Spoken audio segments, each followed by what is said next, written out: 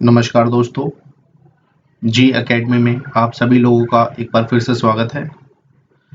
और जैसे कि आप सभी लोगों को पता है, हम कीमो इन्फॉर्मेटिक्स की सीरीज कंटिन्यू रख रहे हैं। तो बेसिकली आज की इस वीडियो में हम पढ़ने वाले हैं पबकेम डेटाबेस के बारे में।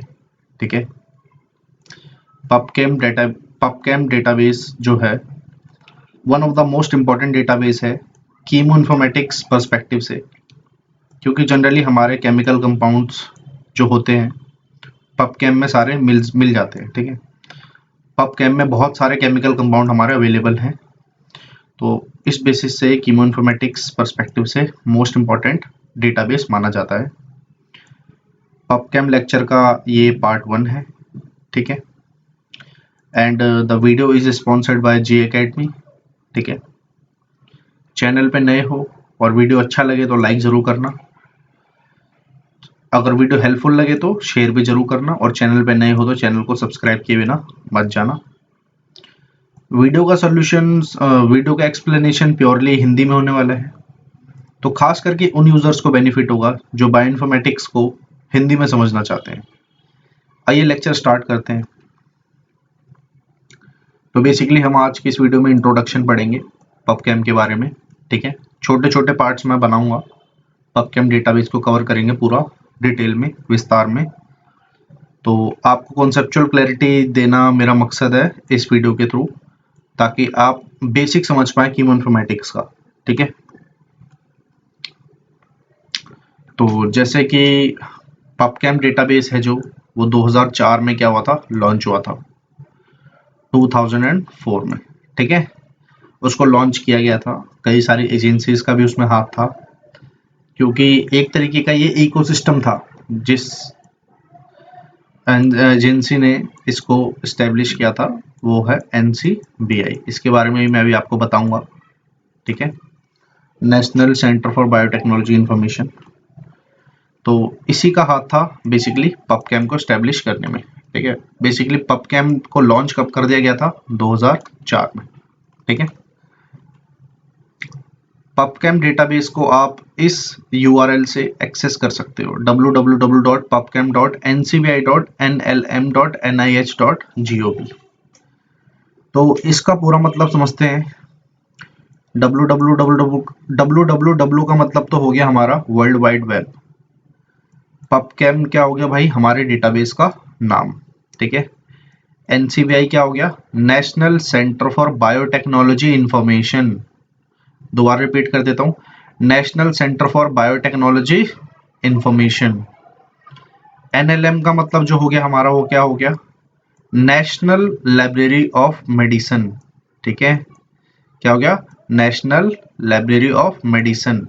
ठीक है, NIH का मतलब क्या हो गया हमारा, नेशनल इंस्टीट्यूट ऑफ हेल्थ, क्योंकि नेशनल इंस्टीट्यूट ऑफ हेल्थ और NLM ने मिलके ही NCBI को स्टैब्लिश किया था, और NCBI ने ही किसको स्टैब्लिश किया है, पबकेम को। आ रही है बात समझ में। और GOV का मतलब ये गवर्नमेंट फंडेड वेबसाइट है, ये गवर्नमेंट फंडेड डेटाबेस है। ठीक है, इस तरीके से आप इसे समझ सकते हो। तो इस लिंक से आप, इस एड्रेस से आप सीधा पबकेम पे रीडायरेक्ट हो सकते हो। ठीक है, पहुंच सकते हो उस पेज पे। ठीक है, या तो सिंपली गूगल खोलना, वहां पे पबकेम टाइप कर देना सर्च में, पबकेम, तो वो सीधा आपको लिंक दिखा देगा। ठीक है, तो जैसे कि मैंने अभी आपको बताया, पबकेम क्या है, एक पार्ट है NCBI इकोसिस्टम। तो बेसिकली जो NCBI है ना हमारा, तो बेसिकली उसने इकोसिस्टम बना रखा है अपना। इकोसिस्टम मतलब उसमें NCBI के बहुत सारे डेटाबेसेस हैं, बहुत सारे डेटाबेस, जैसे एंट्रेज हो गया, एंट्रेज एक सर्च इंजन है। ठीक है, इसके बारे में भी अभी बात करेंगे अपन। ठीक है, एंट्रेज हो गया, जेन बैंक हो गया, ठीक है, प्रोटियोमिक्स हो गया, प्रोटीन हो गया, ये सारे डेटाबेसेस हैं इसके। ठीक है, और भी बहुत सारे इसमें, SRA हो गया, ठीक है, जेन बैंक हो गया, पबकेम हो गया। ठीक है, तो बहुत सारे सारे क्या है, डेटाबेसेस हैं जो कि NCBI के हैं, खुद के डेटाबेसेस हैं। ठीक है, इस तरीके से NCBI ने क्या कर रखा है, एक इकोसिस्टम जनरेट कर रखा है अपना, कि यहाँ पे आपको हर तरीके का एक तरीके से डेटा प्रोवाइड हो सकता है, मिल जाएगा। ठीक है, तो पबकेम क्या है भाई, NCBI का एक पार्ट है, ये NCBI इकोसिस्टम का एक पार्ट है। एनसीबीआई खुद एक डेटाबेस है जिसके अंदर खुद बहुत सारे डेटाबेस हैं, ठीक है। तो इस तरीके से आप समझ सकते हो कि ये पूरा एनसीबीआई हो गया सर्कल, इसके अंदर जो ये क्या हो गया, छोटे छोटे कई सारे डेटाबेस हो गए, ठीक है। और ये छोटे छोटे सारे डेटाबेस मिलके क्या बनाए, इन सारे डेटाबेस ने मिलके क्या बनाया, एक बड़ा डेटाबेस बनाया जिसको हम क्या बोलते हैं भाई, एनसीबीआई। आ रही है बात समझ में? ठीक है, नेक्स्ट पॉइंट पे चलते हैं। पबकेम को जो फंड करता है, मतलब funded by the molecular library initiative project of NIH, national institute of health, ठीक है। तो बेसिकली मोटे मोटे तौर पे समझे तो एनआईएच इसे क्या करता है, फंड करता है, किसको, एनसीबीआई को, ठीक है। National institute of health, national institute of health का ही हाथ था एनसीबीआई को भी स्टैब्लिश करने में, क्योंकि यहाँ से गवर्नमेंट की फंडिंग होती है, ठीक है। आ रही है बात समझ में? तो बेसिकली एक प्रोजेक्ट था ये, मॉलिक्यूलर लाइब्रेरी इनिशिएटिव प्रोजेक्ट था, जिसके द्वारा पबकेम की स्थापना हुई जनरली, ठीक है। अब पबकेम क्या है मेरे भाई, पबकेम है एक ओपन सोर्स डेटाबेस है। ओपन सोर्स डेटाबेस का मतलब ये होता है, कोई भी साइंटिस्ट, कोई भी रिसर्चर, कोई भी यूजर या कोई भी स्टूडेंट उसको, उस डेटाबेस को फ्रीली एक्सेस कर सकता है। मतलब कोई पैसा नहीं लगेगा, कुछ नहीं लगेगा। एक तरीके से अगर कोई नॉलेज गेन करना चाहता है तो इस डेटाबेस को कोई भी फ्री ऑफ कॉस्ट क्या कर सकता है, एक्सेस कर सकता है, उस पे उसको यूज कर सकता है इस डेटाबेस को, ठीक है। तो ओपन सोर्स डेटाबेस है।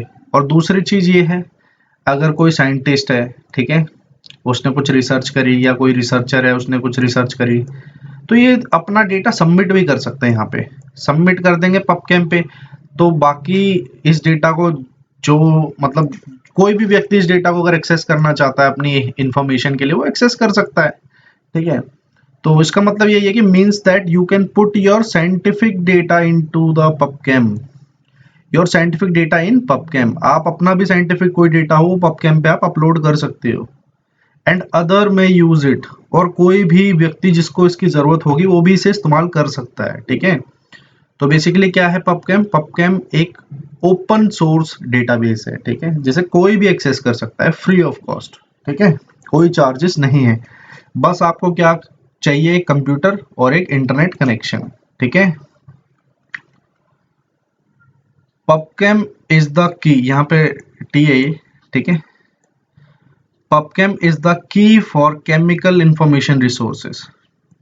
तो केमिकल इंफॉर्मेशन रिसोर्स है basically for scientist, students and general public. कोई भी इसे एक्सेस करना चाहता है वो कर सकता है, ठीक है। तो बेसिकली जो पबकेम है उसके अंदर इंफॉर्मेशन जो होगी वो सारी कौन सी होगी, केमिकल इंफॉर्मेशन होगी, ठीक है। केमिकल इंफॉर्मेशन, लाइगेंड्स हो गए हमारे, केमिकल कंपाउंड्स हो गए, एलिमेंट्स से रिलेटेड और कोई चीज हो गई। तो जितने भी केमिकल मोइटीज है, केमिकल आइटम्स है, केमिकल सब्सटेंसेस हैं, वो सारे किस में मिलेंगे, हमारे पबकेम में मिलेंगे, ठीक है। और एक तरीके का ये क्या है, रिसोर्स है जो कि फ्रीली अवेलेबल है वर्ल्ड वाइड, ठीक है। जैसे कि मैंने बताया आपको, बस क्या चाहिए, कंप्यूटर चाहिए और एक इंटरनेट कनेक्शन चाहिए, आप फ्री ऑफ कॉस्ट पबकेम को एक्सेस कर सकते हो। पबकेम के अलावा आप एनसीबीआई में किसी भी डेटाबेस को फ्री ऑफ कॉस्ट एक्सेस कर सकते हो, उनसे कंप्यूटेशन कर सकते हो, उनसे फिर मतलब जिस तरीके से आपकी स्टडीज हैं उसको आप अपने हिसाब से यूज कर सकते हो, ठीक है। तो पबकेम जो है वो एंट्रेस डेटाबेस से भी लिंक है। एंट्रेस क्या है भाई, यहाँ पे एंट्रेस एक बायोलॉजिकल डेटाबेस रिट्रीवल सिस्टम है, ठीक है। क्या है, बायोलॉजिकल डेटाबेस रिट्रीवल सिस्टम। इसके ऊपर भी मेरी वीडियो बनी हुई है, आप जाके देख सकते हो, ठीक है। तो entrance biological database retrieval system है, जिस तरीके से हमारा गूगल काम करता है, ठीक है। कुछ भी टाइप करो आप और सर्च करो, ठीक है, तो क्या करता है, आपको उसकी सारी एक नया पेज डिस्प्ले कर देता है। उसमें उस मान लो आपने जैसे टाइप करा, इसमें याहू टाइप करा गूगल सर्च में, तो आपको याहू से रिलेटेड जितनी भी एंट्री होगी सर्च पेज में दिखा देगा कि याहू का ये होम पेज है, याहू के बारे में ब्लॉग्स होंगे, याहू के कुछ और फीचर्स होंगे ये, ठीक है। इसी तरीके से एंट्रेज में अगर आप मान लो किसी प्रोटीन का नाम टाइप करते हो, ठीक है, तो आपको उस प्रोटीन से रिलेटेड सारी जानकारी डिस्प्ले करवा देगा। उसका प्रोटीन सीक्वेंस क्या है, कौन सी स्पीशीज है, जितनी भी स्पीशीज होंगी उसके अवेलेबल वो सारी करवा देगा, उसमें किस किस तरीके का डेटा प्रेजेंट है। तो इस तरीके से इंटरेस्ट काम करता है, ठीक है। एक तरीके से सर्च इंजन है कह सकते हो आप, ठीक है। लेकिन किसका है? बायोलॉजिकल डेटा का सर्च इंजन है, ठीक है। बायोलॉजिकल डेटा रिट्रीवल सिस्टम है एक तरीके से इसको बोला जाता है, ठीक है। अब पबकेम पे हम क्या कर सकते हैं, जो केमिकल्स हैं उनको सीधा सर्च कर सकते हैं उनके नाम से, उनके मॉलिक्यूलर फॉर्मूले से, ठीक है, उनके स्ट्रक्चर से, और भी अदर आइडेंटिफायर्स। आइडेंटिफायर का मतलब जैसे कोई भी स्ट्रक्चर होगा या कोई भी सीक्वेंस होगा, कोई भी केमिकल होगा, उसका एक उसको जब भी वो जमा किया गया, मतलब सपोज करो कोई भी स्ट्रक्चर है, ठीक है, इसको मान लो सबमिट की जब किया गया होगा ना पबकेम पे, तो पबकेम ने इसको एक आईडी नंबर दिया होगा, यूनिक आईडी नंबर, ठीक है। अगर वही वही आईडी नंबर क्या कहलाया जाता है? एक्सेशन आईडी, इस तरीके से आप बोलते हो एक्सेशन नंबर, जो कि एनसीबीआई प्रोवाइड करता है। तो ये आइडेंटिफायर होता है इसके लिए, ताकि इस स्ट्रक्चर या कंपाउंड का एक आइडेंटिफायर है, इससे इसको पहचाना जा सकता है, इस आईडी से इसको पहचाना जा सकता है। जिस तरीके से हमारा वोटर आईडी कार्ड होता है ना, उसमें हमारी एक आईडी होती है, एक यूनिक नंबर होता है, उसी तरीके से उस स्ट्रक्चर को भी एक यूनिक नंबर दिया जाता है। वो क्या होता है? एक आइडेंटिफायर बोलते हैं उसे। उस नंबर से हम उस स्ट्रक्चर या कंपाउंड को आइडेंटिफाई कर लेंगे, ठीक है। तो एक आईडी नंबर होता है, एक्सेशन नंबर भी जिसे बोलते हैं। तो उससे भी आप उस केमिकल को, किसी भी केमिकल को सर्च कर सकते हो। तो दोबारा रिपीट कर दूं, किसी भी केमिकल को आप उसके नाम से सर्च कर सकते हो, उसके मॉलिक्यूलर फॉर्मूले से सर्च कर सकते हो, या उसके स्ट्रक्चर से सर्च कर सकते हो, और या तो उसके एक्सेशन नंबर से भी सर्च कर सकते हो, मतलब अदर आइडेंटिफायर से भी उसको सर्च कर सकते हो, ठीक है। PubChem generally contains small molecule. Generally PubChem में क्या है? स्मॉल, छोटे छोटे मॉलिक्यूल्स हैं, और बड़े बड़े मॉलिक्यूल्स भी हैं, जैसे कि हमारे न्यूक्लियोटाइड्स हो गए, कार्बोहाइड्रेट्स हो गए, लिपिड्स हो गए, प्रोटीन्स मतलब पेप्टाइड्स, और भी केमिकल डेटा इसमें प्रोवाइड है। बहुत सारे मतलब चीज़ें इसमें आपको मिल जाएंगी। तो बेसिकली जो हमारे मॉलिक्यूल्स होते हैं वो दो तरीके के होते हैं। एक होते हैं मैक्रो मॉलिक्यूल और एक होते हैं माइक्रो मॉलिक्यूल, ठीक है। मैक्रो मॉलिक्यूल जो होते हैं वो हमारे होते हैं न्यूक्लियोटाइड्स हो गए, बड़े बड़े मॉलिक्यूल्स, ठीक है, कार्बोहाइड्रेट्स हो गए, लिपिड्स हो गए, पेप्टाइड्स हो गए, ठीक है। और जो माइक्रो मॉलिक्यूल होते हैं वो स्मॉल स्मॉल मॉलिक्यूल्स होते हैं, लाइगेंड्स हो गए, जनरली वो सब हमारे माइक्रो मॉलिक्यूल्स होते हैं, ठीक है। आ रही है बात समझ में? PubChem records are contributed by hundreds of data sources. Hundred of data sources like PDB, Springer Nature, Wikipedia, government agencies, chemical vendors, general publishers and more. अब होता क्या है कि भाई PubChem में जो भी डेटा आता है ना, वो बहुत सारे कंट्रीब्यूटर्स के द्वारा क्या होता है? सबमिट किया गया होता है। जैसे कि मैंने आपको बताया, कई सारे एक्सपर्ट्स होंगे, ठीक है। ये मान लो PubChem है, ठीक है। एक्सपर्ट्स होंगे कई सारे, जब वो रिसर्च अपनी स्टडीज कर रहे होंगे, वो भी क्या कर रहे होंगे, इसमें डेटा अपना सबमिट कर रहे होंगे। यहाँ पे वेंडर्स होंगे, जैसे कोई भी खरीदते हैं मॉलिक्यूल्स वगैरह जहाँ से कंपाउंड्स हमारा, तो वेंडर बोलते हैं उन्हें, ठीक है। वेंडर मतलब जो प्रोवाइड करवाता है, ठीक है। वो भी अपने कंपाउंड्स को कहाँ पे पबकेम में सबमिट करके रखते हैं, मतलब पब, ठीक है। इस तरीके से PDB, protein data bank, Springer Nature, और हर एक इसका क्या होता है? एविडेंस होता है इनके पास, कि भाई मान लो कंपाउंड अगर ए भी सबमिट करा गया पबकेम में, तो इसका भी क्या होगा? एक एविडेंस होगा इनके पास कि कंपाउंड ए इस तरीके से दिख रहा होगा, इस तरीके से ये ऐसा होगा, इस तरीके से ऐसे होगा। तो एक्स वाई जेड उसकी प्रॉपर्टी जो भी हो सकती है वो उसका एविडेंस होगा एक तरीके से। तो ऐसे बहुत सारे जो वेंडर्स होते हैं, इनसे क्या होता है, ये सारे वेंडर्स पबकेम में अपना डेटा शेयर करते हैं। तो पबकेम जो बना है बेसिकली वो बहुत सारे लोगों के द्वारा बना है, बहुत सारी कंपनीज के द्वारा बनाया है, बहुत सारे अलग अलग डेटाबेस के द्वारा बना है, जिन लोगों ने इसमें कंट्रीब्यूशन दिया, इसमें अपना डेटा सबमिट करा है, ठीक है। तो इसी बात को ये कह रहा है कि पबकेम जो रिकॉर्ड है वो कंट्रीब्यूट करे गए हैं बहुत सारे डेटा सोर्स से। कुछ डेटा सोर्स ऐसे जैसे कि पीडीबी हो गया, स्प्रिंगर नेचर हो गया, ठीक है। स्प्रिंगर नेचर में पेपर पब्लिश होते हैं जनरली, साइंटिफिक जर्नल्स वगैरह। विकिपीडिया हो गया, गवर्नमेंट एजेंसीज हो गई कई सारी, ठीक है, जो कि जहाँ पे रिसर्च होते हैं केमिकल कंपाउंड से रिलेटेड, वो सारे केमिकल डेटा सारे कहाँ पे अपलोड होते हैं? पबकेम में अपलोड होते हैं। कई सारे केमिकल वेंडर्स जो होते हैं, केमिकल्स की स्टडी करते हैं, वो भी अपना डेटा यहाँ पे सबमिट करते हैं। जर्नल्स, पब्लिशर्स एंड मोर, बहुत सारी चीजें और भी इसमें कंट्रीब्यूट करती हैं। ठीक है, अब आ जाते हैं भाई आर्किटेक्चर पे। मतलब पबकेम डेटाबेस है जो, उसमें किस किस तरीके के हमारे डेटा मिल सकते हैं। मेजर तौर पे अगर देखें तो पबकेम मोस्ट फेमस किस लिए है, ठीक है, तो जो हमारे कंपाउंड्स हैं, किसमें,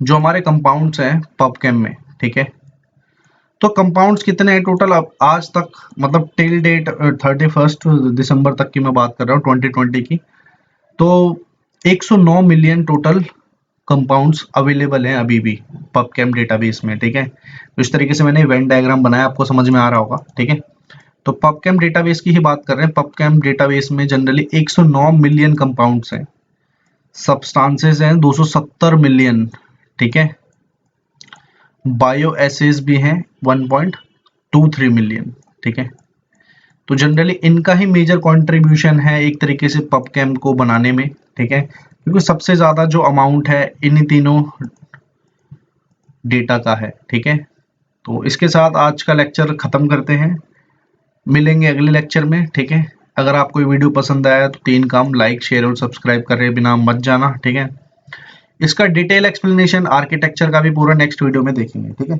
थैंक्स फॉर वॉचिंग, मिलते हैं नेक्स्ट वीडियो में।